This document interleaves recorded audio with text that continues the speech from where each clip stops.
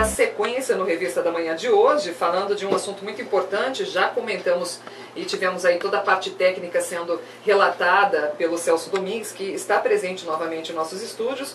O senhor Celso é presidente do Conselho Municipal dos Direitos da Criança e do Adolescente, também consultor de empresas, atende pela Marche em Ibitinga e traz mais uma vez e levanta essa questão sobre a contribuição do nosso contribuinte junto ao imposto de renda frente às entidades locais. E para isso nós trouxemos a presença aqui em nosso programa do Dr. Eduardo Crespilho, ele é promotor de justiça da Vara da Infância e Juventude de Ibitinga, que vai comentar um pouquinho sobre este importante assunto. Muito bom dia, Dr. Eduardo, bom dia ao Celso. Bom dia.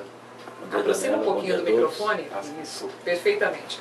Eu vou começar falando um pouquinho com o Celso para a gente reforçar a questão técnica deste assunto. Como que funciona?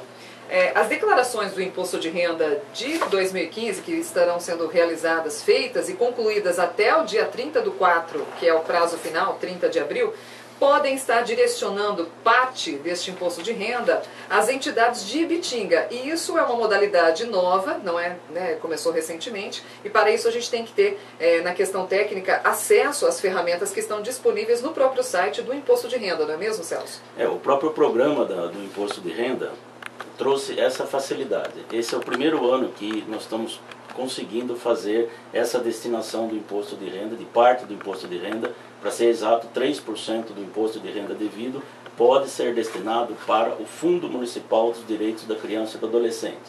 Esse fundo vai passar para as entidades, né, mediante planos de trabalho, mediante projetos, para ajudar essas entidades a manter os seus projetos. Você acabou, por exemplo, de falar da APAE.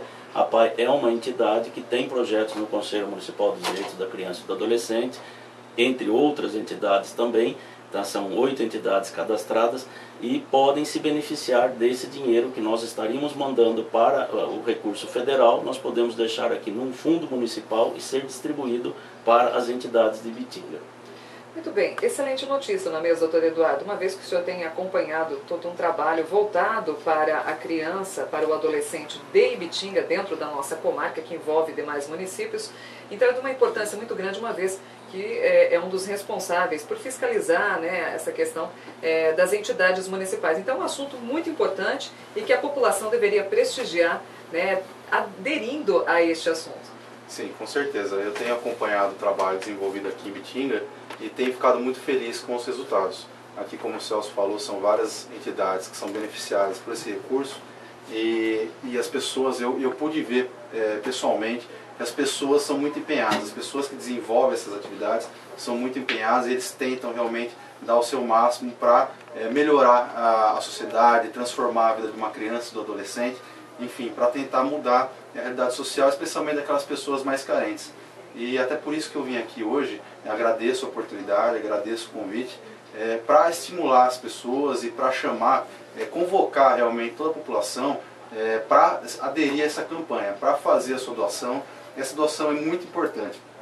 Aqui em Ibitinga, como foi dito já, são diversos esses programas sociais e eu posso citar 2 exemplos que me chamou muita atenção. São vários, são todos muito bonitos, mas 2 me chamaram muita atenção, que são o SOS e o Criarte.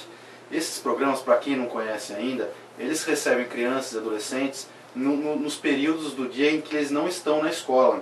E quando eles estão lá, esses adolescentes e crianças fazem suas tarefas escolares, têm aulas de reforço escolar, fazem refeições completas, têm acesso a lazer, a convivência social e cultura. Também a APAE realiza um trabalho muito bonito e eu tive a oportunidade de conhecer de perto. Esses programas assistenciais, esses programas sociais, eles são cadastrados no Conselho Municipal, como o Celso falou, e recebem esses recursos. E evidentemente, quanto mais recurso a gente conseguir obter, mais esses projetos vão poder se ampliar e mais gente vai ser atendida, mais crianças e adolescentes vão ser atendidos. E é importante que a gente saiba a necessidade de contribuir para esses projetos sociais, porque a gente sabe, especialmente eu atuando como promotor de justiça, a gente sabe que grande parte dos problemas da sociedade são causados por deficiências sociais, por problemas sociais. como a falta de escolarização, a falta de cultura, a falta de lazer. E esses programas tendem justamente a abordar a causa do problema. Então, quando a gente pensa que a sociedade é muito violenta, a sociedade tem muitos crimes acontecendo, tem muitas pessoas, crianças, adolescentes se envolvendo com a drogadição, a gente muitas vezes não percebe qual é a causa do problema. E a causa do problema está intimamente ligada à questão social. E o que esses projetos vêm fazer é justamente abordar essa causa, dando condições para que essas crianças e esses adolescentes tenham uma perspectiva de vida, fujam, portanto, dessa condição de vulnerabilidade social, de problema social, e consigam aí escolarização, consigam aí se inserir no mercado de trabalho e fujam, portanto, dessas tentações das drogas, da criminalidade, enfim. Então essa ferramenta que nós podemos contribuir para que o ouvinte possa ter um entendimento até mais claro, nós podemos até 3%, não é mesmo, Celso? 3%. 3% do imposto calculado. Calculado, que na verdade, na ferramenta de acesso pela internet, você vai ter dois DARFs. O que é devido para a União e o que você vai destinar para o município, onde o Conselho, que este fundo do Conselho Municipal, vai distribuir de acordo com a normativa de cada entidade, e as necessidades, e atender junto aos recursos que, como mesmo o doutor Eduardo comentou, isso vai ampliar, vai poder disponibilizar mais vagas, melhor atendimento e melhores condições de desenvolver atividades que sejam educativas para os nossos jovens, que grande parte das vezes ficam nas ruas e acabam aí que trazendo e traduzindo na questão da violência escolar, como já falamos aqui no programa, falando da criminalidade frente ao consumo de drogas e também a comercialização, que normalmente envolvem jovens, adolescentes, crianças. Ontem nós tivemos um boletim de ocorrência com a presença de 3 menores, 2 de 13 anos e um de 14, numa praça, consumindo maconha. Então a gente percebe que tudo isso poderia ser coibido ou reduzir de uma forma substancial com a presença de mecanismos importantes. E as entidades fazem esse papel, grande parte, não digo a maioria, mas uma parte da população desconhece o trabalho realizado pelas entidades, que tem papel fundamental, principalmente para a área carente do nosso município. Então a gente poderia verificar que é um trabalho voluntário que a gente pode desenvolver de forma indireta, não é mesmo, doutor Eduardo? Com certeza. Todos os cidadãos devem participar desse tipo de atividade. Quem realiza o pagamento de imposto de renda pode fazer essa contribuição, pode fazer essa destinação do imposto de renda para ajudar essas entidades. E até mesmo quem não paga o imposto de renda, evidentemente, está convidado a conhecer cada uma dessas entidades, conhecer suas realidades, as suas necessidades e de alguma forma ajudar. É importante frisar que todos nós temos uma responsabilidade, temos um papel social, e nós temos que assumir esse papel social. Não basta reclamar que a sociedade não vai bem, a gente tem que ajudar de alguma forma.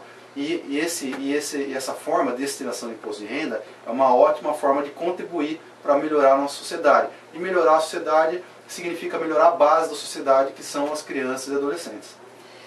Com essa adesão, Celso, a gente pode considerar que nós temos grandes precursores que podem estar colaborando mais ainda para que essa ação seja mais eficaz. Uma delas é a questão da orientação do próprio contabilista. O nosso contador é uma pessoa que está dirigida, voltada para o atendimento da maioria da população, porque muitas pessoas já realizam, já fazem o seu imposto de renda pela internet, mas há uma grande parte que ainda não faz.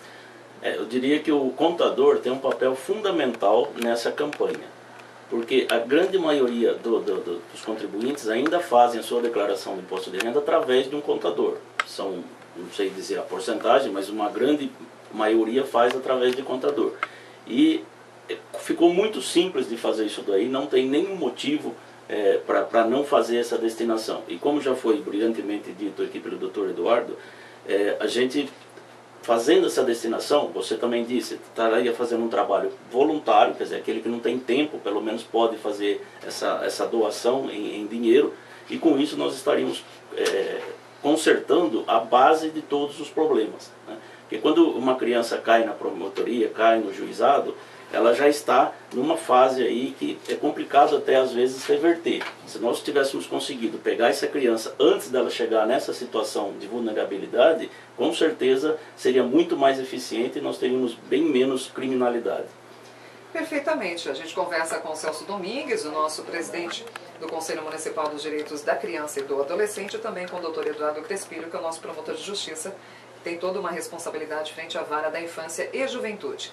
Já que a gente fala da sua doação de parte do imposto de renda para contribuir com as entidades locais, a gente entra num assunto agora para a gente poder encerrar essa conversa. Queria até agradecer muito ao Celso por reforçar o assunto, e a gente vai à medida que o tempo passe, porque até o dia 30, nós temos até o dia 30 de abril para incitar, instigar, provocar o ouvinte a poder realizar e poder, né, ajudar de forma voluntária com esta contribuição.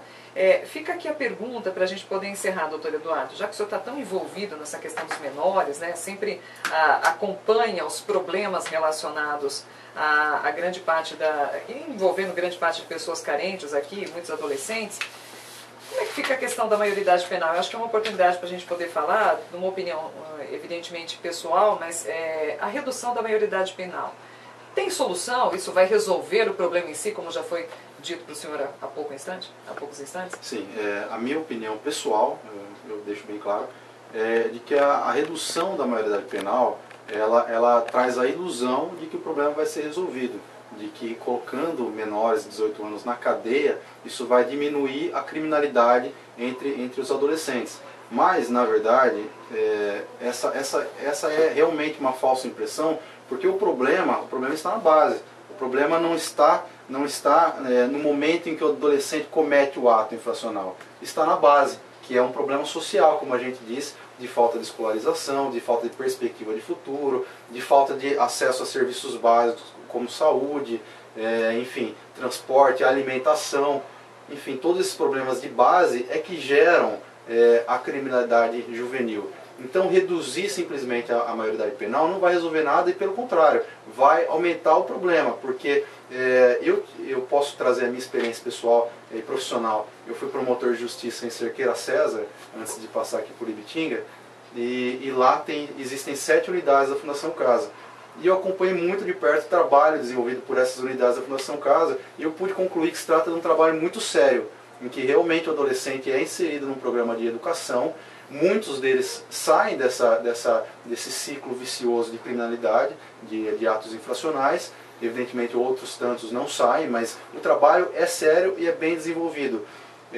O que não acontece, como todos sabem, em relação aos presídios, porque todo mundo sabe que o presídio, que o direito penal é falido. A cadeia penitenciária, ela não tem condições de ressocializar uma pessoa. Quem dirá um adolescente que está em fase de formação de personalidade. Portanto, essa é a minha opinião pessoal, e eu tenho a plena convicção de que a redução da maioridade penal só vai trazer uma ilusão de que vai melhorar o problema, mas não vai resolver. Muito pelo contrário, vai agravar esse problema. Muito bem, essa é a opinião do nosso profissional, que afinal de contas está tão envolvido, não é mesmo, Celso, nessa relação de adolescente, de jovens e todos os problemas, né, correlacionados à condição social de cada um. Mas queria agradecer ao Dr. Eduardo Crespino, nosso promotor de justiça da Vara da Infância e Juventude, pela presença aqui no nosso programa, e ao Celso Domingues também. E hoje o assunto foi imposto de renda. Você pode contribuir com até 3% até o dia 30 de abril, realizando o seu imposto de renda e contribuindo com as entidades assistenciais do nosso município. Muito obrigada, doutor. Obrigado pela oportunidade.